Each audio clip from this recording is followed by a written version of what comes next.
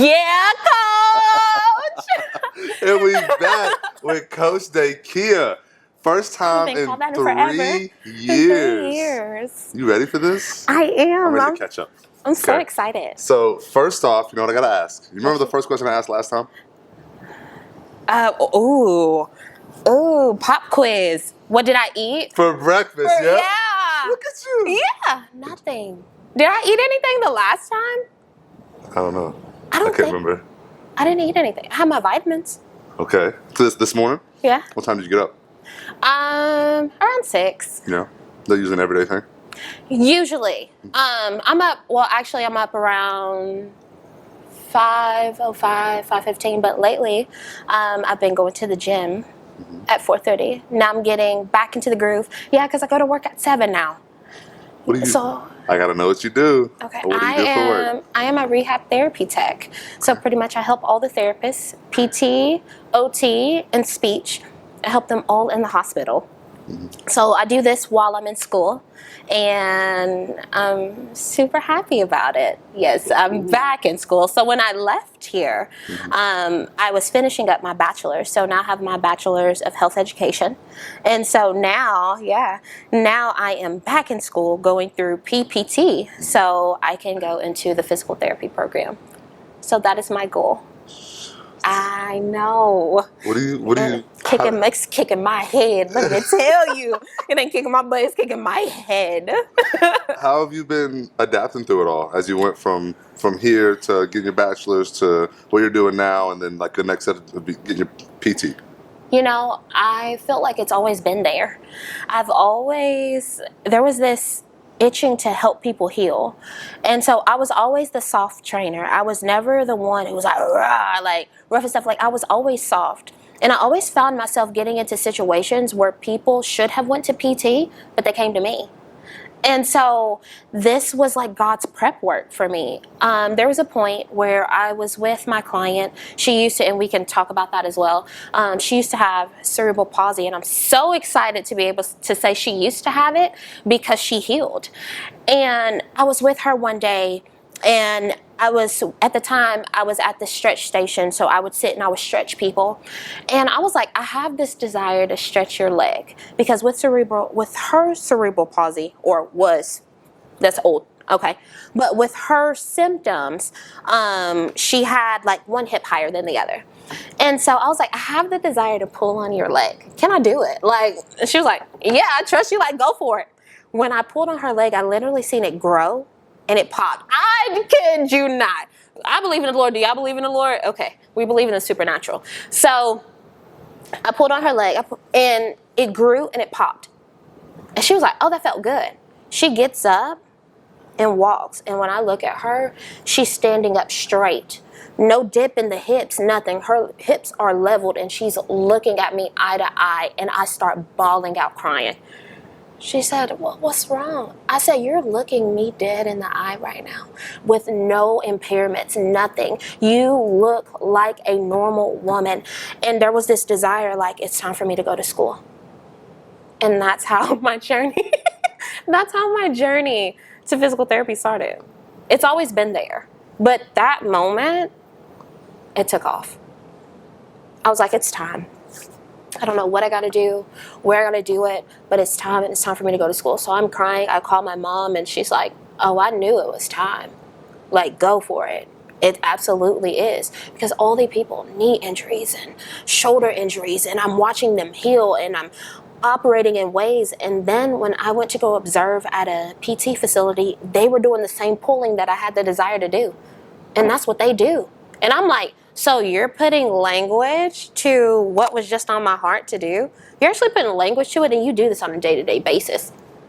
If that isn't confirmation to let me know, like, I don't know what is. Now, is this journey hard? Absolutely. I can't sit and lie that I'm saying that school is super easy, that I'm the most straight A student, but do I deserve to be in those spaces? I absolutely do. Will I cry on my way? Absolutely. I'm a weeping warrior. Okay? I put Visine in my eyes before I got here. Okay? Because I knew I might shed a tear on this thing. And I just want to make sure that my eyes don't turn red. Like, I'm a weeping warrior now. I study like crazy now. But is it all worth it? Absolutely. That's how I got to this journey. Man. That's how I got here. Man, that's Nuts. crazy. It's nuts. It's nuts. Before we continue, I got to speak to you. About All right. So, my biggest thing, when I was at the gym earlier, I was like, God, okay, what am I going to say to your son? All right. So, I'm like trying to figure it out. And I felt tugged to highlight your gift. You have the gift of encouragement. So it was so funny when you were just talking about what you were talking about to me. I was like, oh, I'm going to speak on that. You're like, no. I'm like, oh, yeah, because that's literally what I was just talking about with God. You have the gift of encouragement. And so let me tell you what that is. And let's go into detail, okay? Let's go. We're gonna spin this a little bit. Let me pour into him, and then he can get back to his normal thing, okay? All right. Cool. So what is the gift of encouragement? So that is the ability to provide comfort, to push people into their good works, to give courage and strength when is needed. So if you haven't noticed, you're able to step into a room and change the atmosphere. Have you ever noticed that? People can be sad and they can be just, and you step in and you say, yeah, coach, yeah. And then all of a sudden the mood just changes. That is not by coincidence. That is a gift that God has given you. Anyone can encourage somebody, but not everybody has the gift to do so. But a lot of times the one who is the encourager needs the encouragement. So that was my goal to come here, to be able to say, hey, this is your gift and you operate in it well. Keep pushing. Because a lot of times I'm the same exact way. So when I look at you, you are literally my mirror because you share a gift that God has given me. Continue to nurture it. The way you nurture it is your service. It is your service to others. It's you pouring in. It's you going behind closed doors and taking that nap, or even crying if you need to, and then getting back to business because you know the goal is for the people. That you keep on doing that and your cup will get filled and God will fill it for you. And so let's go into a little bit more detail about this. Let me pull this up on my phone. Because I was like, wow, God, I really have to talk to him about this. So the gift of encouragement differs from the gift of teaching. It focuses on the practical applications of the Bible. Let's see. Whereas one gift with the gift of teaching focuses in on the meaning and content of the word. One with the gift of encouragement focuses on the practical application. Let's see. This is not what I wanted. Okay. Let me go back to the website. Okay, this is the piece. Okay, a person with the spiritual gift of encouragement can use his gift in both public and private settings. Encouragement is useful in the counseling, discipleship, mentoring, and preaching setting. The body of Christ is built up in faith as a result of the ministry of those with the gift of encouragement. So, you training, being a trainer, is not just you being a trainer, but it's also ministry. So when we think of ministry, a lot of times we think of it as in within the church, the pulpit. You know, you think of the preacher, you think of the evangelist, you think of all these things. But outside of the church is where most ministry takes place. And so God gives us gifts, right? We have a choice to steward them for his glory or simply steward them for the world. All right, so, but he gives this gift for us. We have a choice on how we use it. So he has literally given you this gift of encouragement. So you pour. So I see you with Orange Theory, you pour. Mm-hmm. I see you here on the videos, you pour. Mm-hmm. Where you were working before, you poured. Mm-hmm. And you're always encouraging people. That's why people are able to come to you with all their burdens. And they're just like, oh, please take them. Every time I leave from you, I just feel great. Yeah. I feel like the load has been lifted. I feel better. Like, they're able to come to you. I feel like it'd be a disservice not to. Because it's your gift. That's how you operate. And so, the best thing, when you have people around you who understand the gift, they know how to navigate you. And so it's easy to feel alone whenever you are. Yeah, I'm your mirror. Okay? It's easy to feel alone when you are an encourager because I don't know, not everybody can speak to it. Not everybody, or you're such the encourager that they don't think you have problems. They don't see the tears behind the doors. They don't see how tired you are, how stressed you are, how you're trying to figure out life, but you step in, and because it's your gift, sometimes I call it autopilot, but I need to call it what it is. It's a gift. You step in and you're just right to work, and you feel filled up as you're operating in your gift, but then you leave and it goes right back down. I understand that way too much. But I had to bring light to your gift so that way you're able to study it and know how to steward it, know how to step back, know how to schedule in you time, your naps, your... I think that's a struggle. Oh, it is. Right now. Mm-hmm. You touched on a couple thoughts that came to mind as you were speaking. One is being able to schedule and do that you time and learning how to recharge yourself. Absolutely. I, in the past, felt like I've been able to recharge by doing it. Absolutely. Like I would do something else, and then it's the Susan Cain's definition of introvert and extrovert. Mm-hmm. It's about it being an exchange of energy. Mm-hmm. It's about, like, an introvert will wake up with 5 coins, and every social interaction, they lose a coin. By the end of the day, they feel depleted. And an extrovert will wake up with 0 coins, and every social interaction, they gain a coin, and by the end of the day, they feel rich. Yes. And it doesn't necessarily matter which one you are, it's how do you leverage what you have. So for me, I felt so spent all day long yesterday that randomly, and I never do this, I reached out to a friend of mine and I was like, hey, you want to go get a drink? I don't drink like that. And even then, I usually drink in a social setting. I said I didn't want to get a drink with a bunch of people. I felt spent yesterday. And that one social interaction helped me be able to just fall asleep. Absolutely. Just to be able to talk, just to be able to vent. And luckily I had that one person. Exactly. And that's the beautiful thing.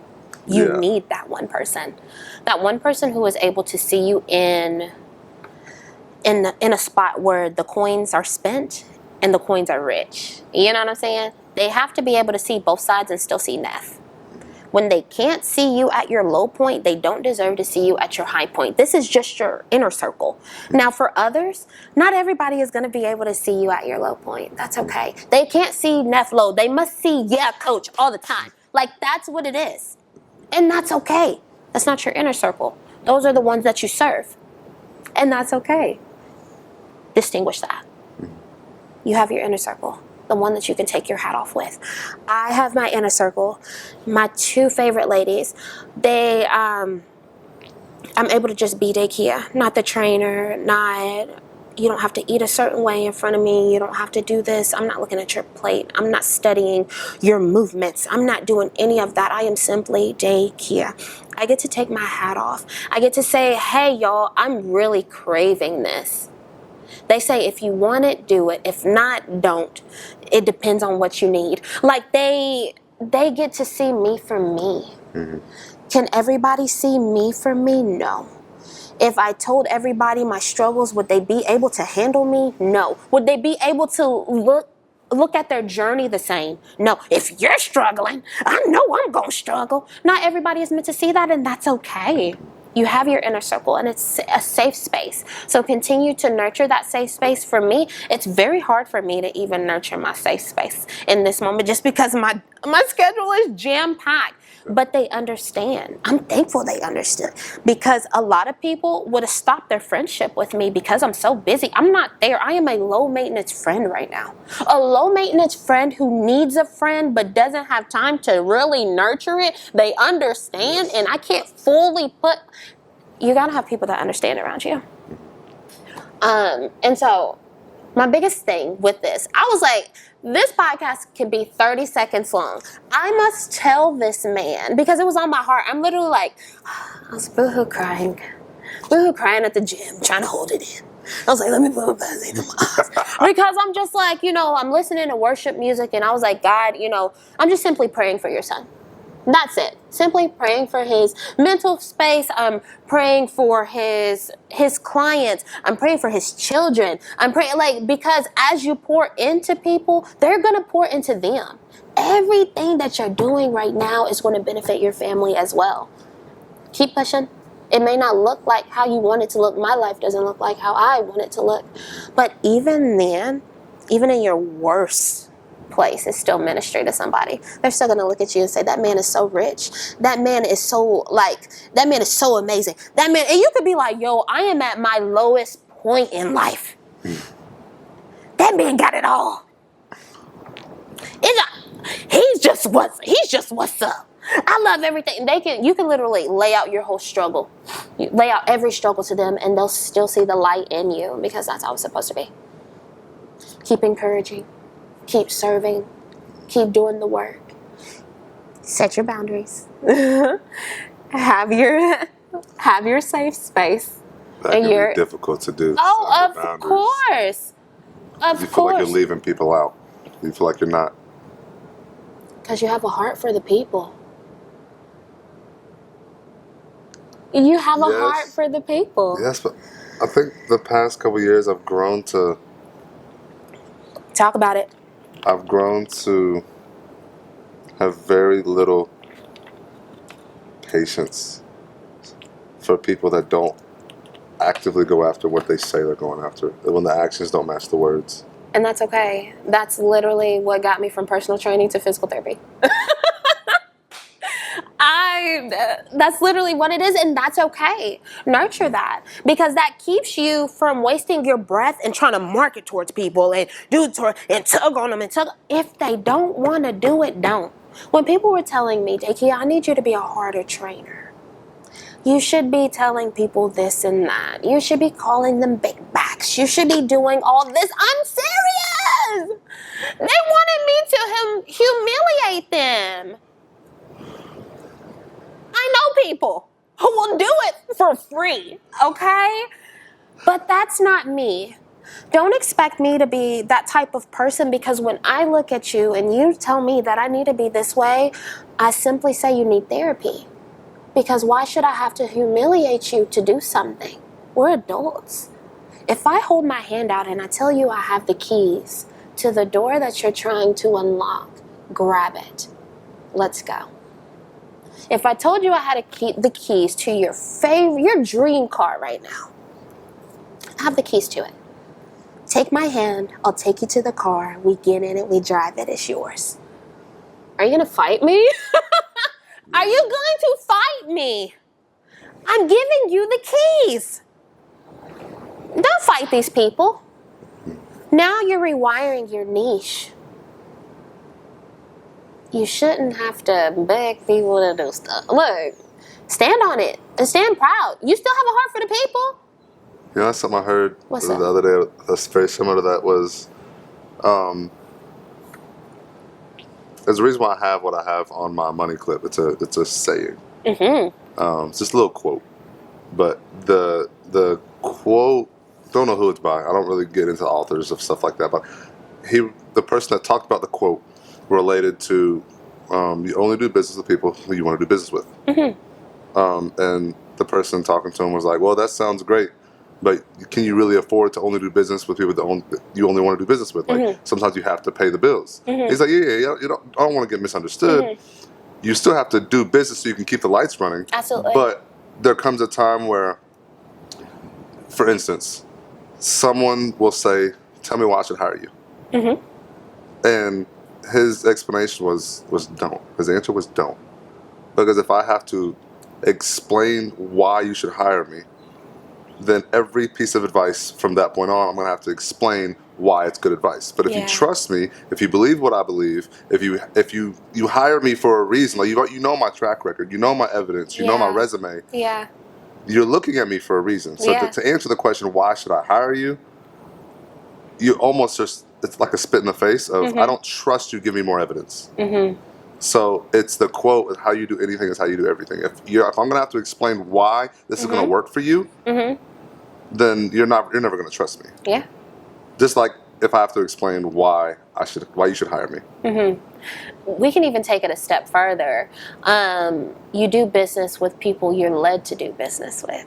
Mm-hmm. Because you may not want to do business with somebody, but God leads you to do business with that person. So it's always good to keep your ear open, not distracted, but open to the Lord, because he may have you doing business with somebody you have never thought. I am starting to interact with people I never thought I would interact with, and it's not because they're just not my type of people, but it's because we're just in different avenues. Like I never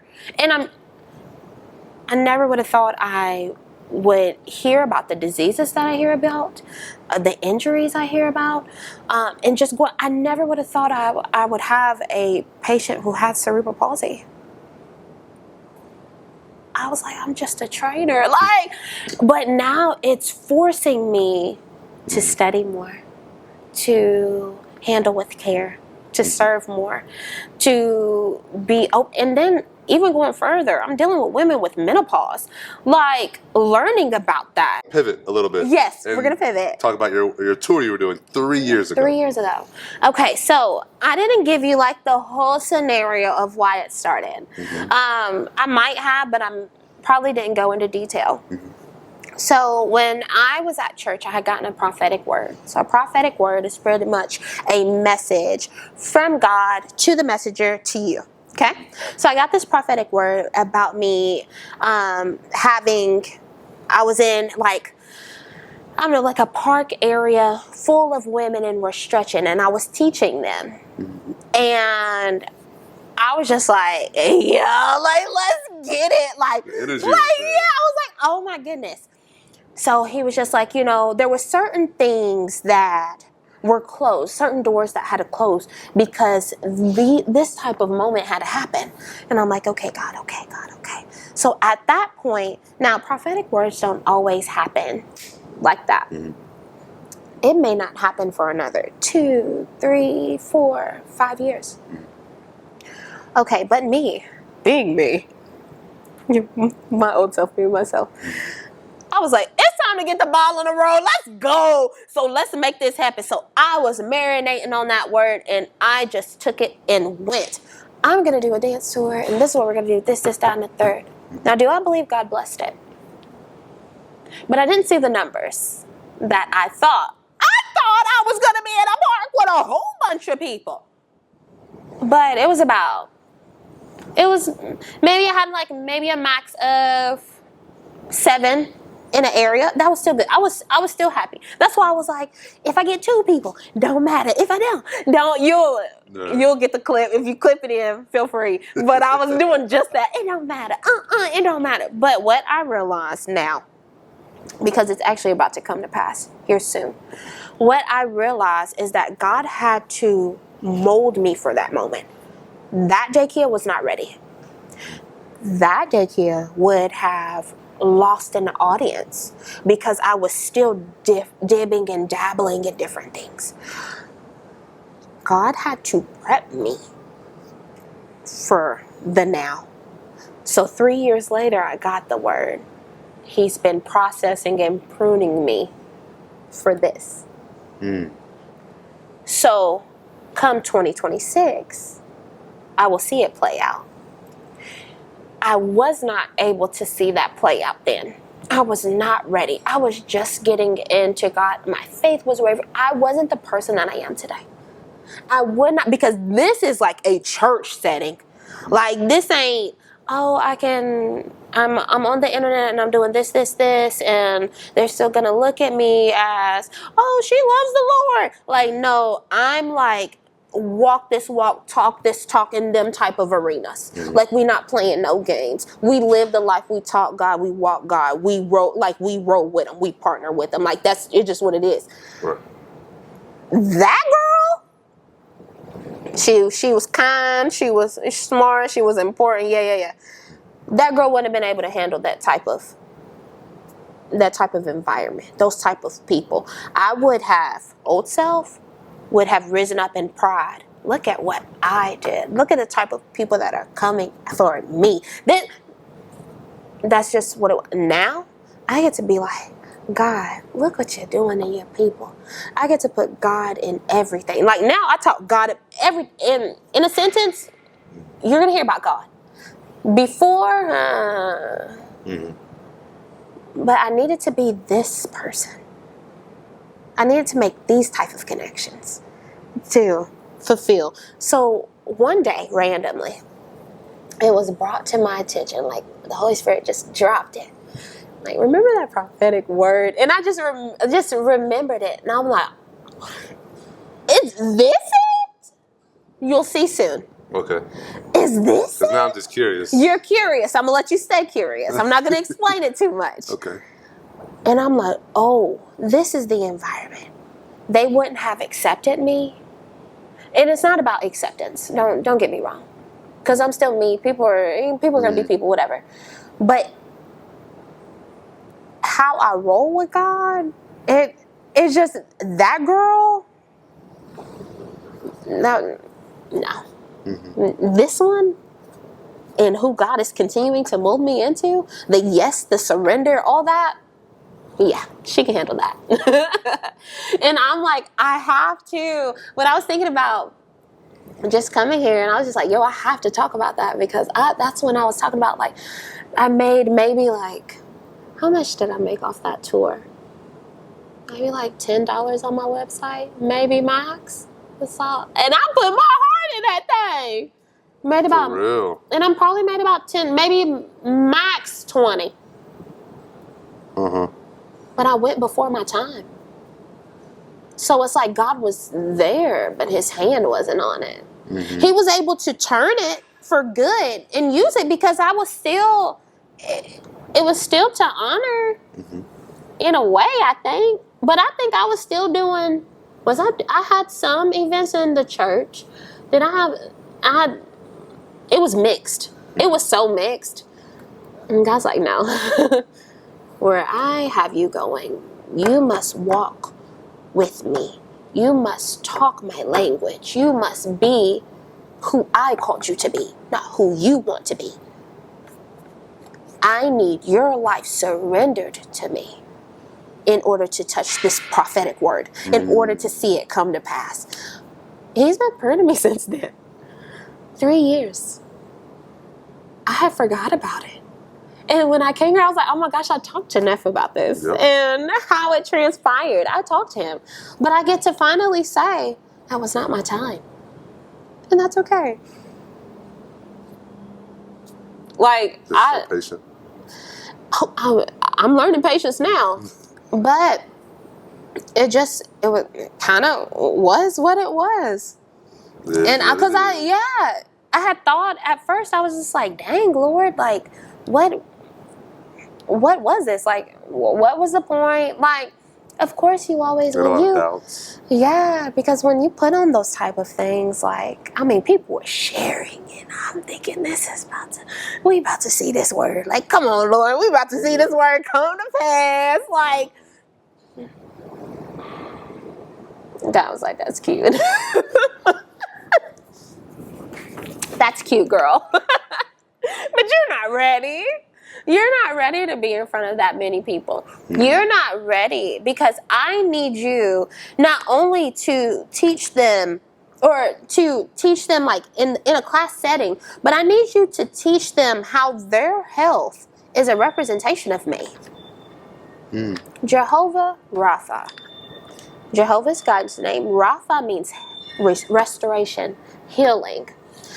Every time we take care of our body, as a Christian, we are putting on one of the attributes of God. Rapha. That's his attribute. That's his character. So when people see me, they get to see the character of God. And then I get to evangelize through that. It's not, these muscles ain't for me. They was. These muscles aren't for me anymore. This is kingdom. This is my way to evangelize to people. And not too many people can say that. Like, literally, I feel like now, like, I worked out and everything, but I'm built much different now. And I feel like God decided how I was going to be built. This build was going to pull in certain people. And that's how this is. And I get to be like, oh, so in my programs, I get to have scripture set aside for meditation. Oh, y'all gonna get this God piece. But they know. Whenever you roll with me, it is what it is. God is somewhere in this thing. And I get to evangelize the goodness of God through health and wellness. But I also have to live a part. It is a sacrifice. That means that me wanting my Cheez-Its every day, because I love Cheez-Its, you guys. Me having my Cheez-Its every day, I can't. It sounds good right now. Oh my gosh. A little Cheez-Its, a little beef jerky, a little, Hot Cheetos. And that's crazy. No, I ain't there. That's But so you know, they good. probably, and they have the same amount of calories. I can't say too much. I told him that he needed to let them go. Hot Cheetos. I told him he needed to let them go. It's just it makes it so much easier to eat the other stuff. If I eat my turkey, I have a little hot Cheetos on the side, maybe some peanut butter crackers. I know it's a weird peanut butter crackers. Okay, yeah, that is a little sweetness. A little sweet after it. Yeah, at the end. That's funny, but I do the extra hot, not the regular. See, I didn't even know they had extra hot. I didn't find those until I was in Denver. And that's crazy. Extra hot, extra chemicals. Not playing. I ain't gonna mess with you. We ain't here for that. We ain't here for it. I'm sorry. You're good. We'll shift it in due time. Just gotta find something else. That's it. Look, in due time, that's it. But it's realistic. Yeah. You get to approach your clients. That's extra chemicals. No, I'm sorry. You get to approach your clients and be like, look, this is me right now. Yep. And we get to evolve together. Yep. That right there, beautiful. They want someone. Not everybody wants their person like that they train with, that they see already fully made up. So like for me, whenever I started training, like right before then, I cut a lot of weight. I made sure, I was just like, I'm not coming in this thing out of place. But I noticed that when I was a higher body fat percentage, more people came to me. Ain't that weird? More, I guess so. My body type was more achievable.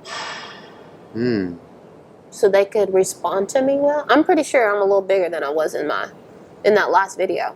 They respond. It might be. No, I don't think so. Girl. I don't know. But I mean, they respond like when I've been like, because I sit between 24 and 26 right now. That's still kind of, like, that's like I guess a normal-ish range. When I'm lower than that, now mind you, we're going to get to 22. Okay, look, we here. Okay. But they weren't responding as well. But I heard somebody else say that too. Yeah. And it was like some guy on YouTube, he was just like, they responded to me better when I was fluffier. It's just like when I cut weight and I actually looked the part, they were like, nah, man. She's intimidating. She's going to hold me to a standard. She's going to be this, and that. You know? So it was a different type of, you attract different type of people. But what I like about what you're doing, you're not rushing your process. You know what I'm saying? You've been in this thing before. You know what to do. Like, you've done it. And you allow yourself to take time. This is realistic. Because a lot of people will just jump right into... You can do cold turkey. That's all you. And I can do it. I don't want to do it long term. Like going cold turkey of straight chicken and rice and broccoli for the rest of that's just not something I want to do. And that's okay. But I can do some ground turkey with some hot and spicy taco seasoning, some chips, substitute the chips every once in a while, throw some vegetables in there. Like, I can do that. You can do that. I'll make sure there's cheese on. Oh my gosh. I'm hungry now. I want to eat it. And that's realistic.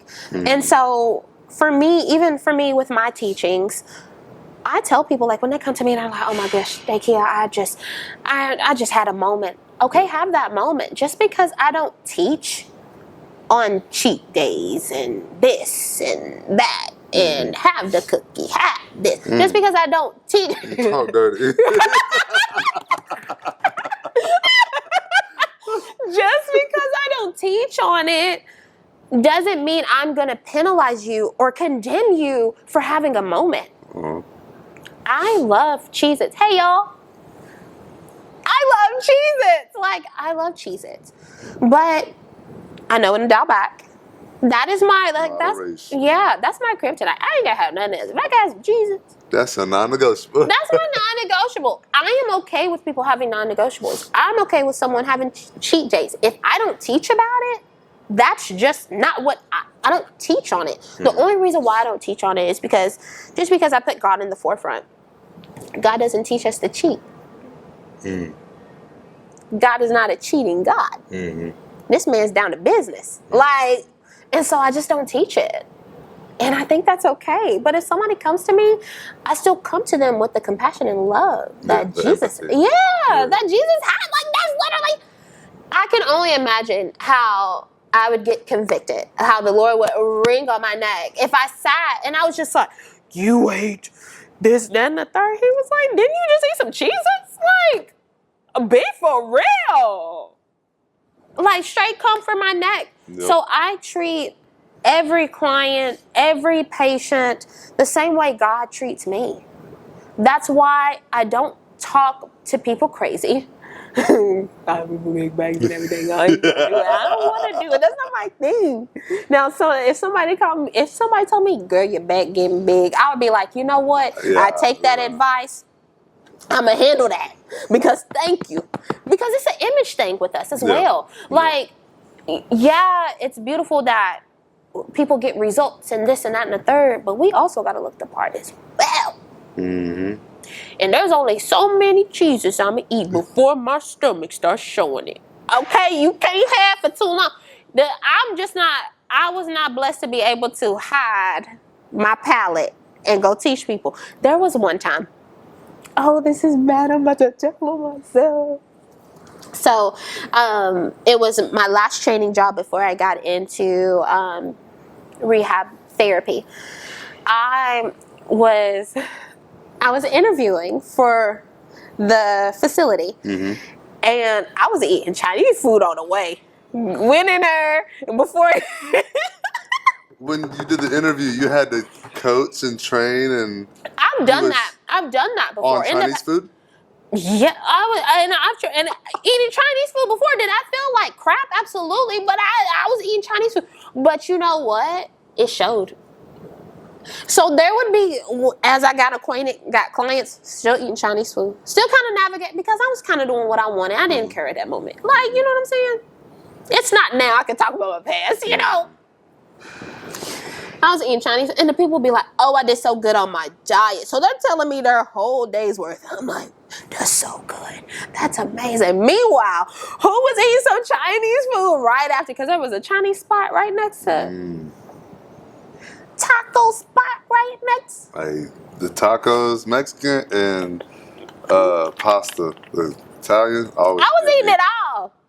Always give me. And because I've talked about health and wellness for so long, like, I gain weight in my arms first. And so it just come off like I'm swole. But it really be a high fat percentage in my arms. Now, mind you, I've cut, so, you know, but still. And so people like, girl, you get, And the whole time it was Chinese. Whoa, it's Chinese. This is udon noodles. This is lo mein. On the back, this is chow mein. It's a difference. It's orange chicken.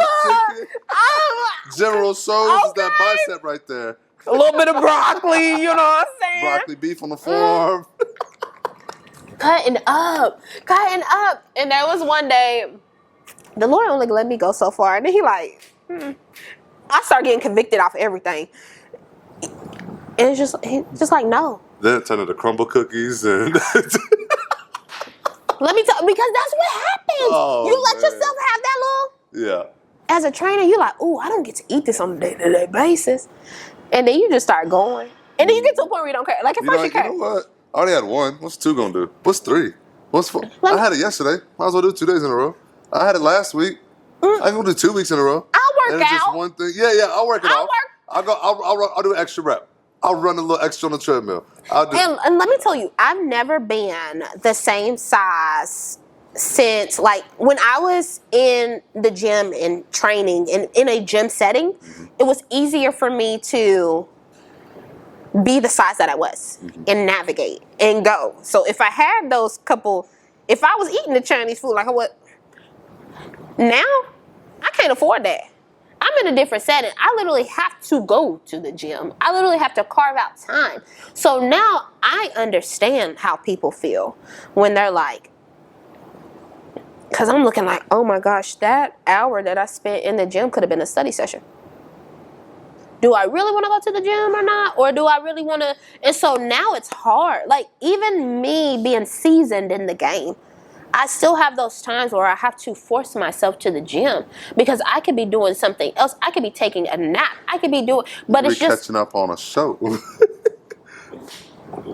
quiet time, resting, meditation. And I was going to the gym after work. I could be at home, just chilling. Yep. But I decide, I'm like, I have to coach myself. I have to be the coach that I was to others now. And I find myself using that certification on me. I use it on me now. Heck yeah. Like, okay, girl, what would you tell everybody else? It's an hour. You got 24 hours in a day. You know what that reminded me of? What? I think you'll like this. Imagine you are the main character in your own movie. What would you think that the audience would be screaming at you to do right now? Go to the gym! Go! Get your buns in there. How you gonna tell them people? Hey, look at you skipping out. You have a hard time going to the gym? Yes! Sometimes I do. Be the hero of your own story. Absolutely. Because what was once... So I used to be in the gym all the time. You couldn't keep me out the gym. I could just be in the gym forever. I lived in this place. Oh my gosh, I lived here. But can't you see why it's beautiful? I lived here. I lived at the last facility we were at before coming here. But that's no long. It feels good to work out. Don't get me wrong. It's ingrained in me now. It's discipline. I do it. But is it that same type of feel that I used to get? No. In this season of my life, it's not. I did a hack. I took a class. I took a walking class. And I took another exercise class. Because now I can't look at the gym as a guilty pleasure. Because I could be studying. Now my schoolwork requires me to go to the gym. Oh yeah. I made sure, no, you don't get to opt out on your health while getting educated to help people get healthy. You don't get to do that. So what are we going to do? You're going to make it a grade. Now you must go to the gym because I have to log my exercises to my teacher every Friday. Oh, that is so interesting. So now... Give yourself a grade. You can apply that to other things. Oh, absolutely. Because I think I even find it hard for myself sometimes as a personal trainer, someone in fitness, to actually get my workout done. Absolutely. And I actually feel like I got to the point where I did work out. You're like, all right, cool, I went through the motions. I did a workout today. No, you just walked on the treadmill and did 2 exercises. Absolutely. Yeah, you got a little sweat you can wipe off like that. And you just say you did something. Yeah. Which, 100%, granted, your day is busy. 100%. Yeah. But still. But don't forget about yourself. Absolutely, you cannot. And so I did a hack. I was like, oh, girl, because I spent my time in school feeling guilty for going to the gym. Oh, you're in here, now I'm clocking everything. 5 minutes, why you in here that long? You been in here? And then I'm like, crap, I get to the 30-minute mark and I'm like, I'm not even finished with my lifting. Yeah. I need to go do my cardio. Yep. And so now I'm rushing things. Yeah, so now I'm rushing things. Now I'm not going up in weight anymore. And so my muscles going down, fat percentage going up. It's just like, I'm in this whirlwind. So I'm like, you know what, girl? This school year, we're going to do something a little different. We're going to make it count. So now, my teacher is he's a bodybuilder, I believe, he's a power lifter. He is getting his doctorate at University of Kentucky. He's very happy. He loves health and wellness. And so now we get to report everything we do. So now I go to the gym. And when I go to the gym, this is me doing my homework.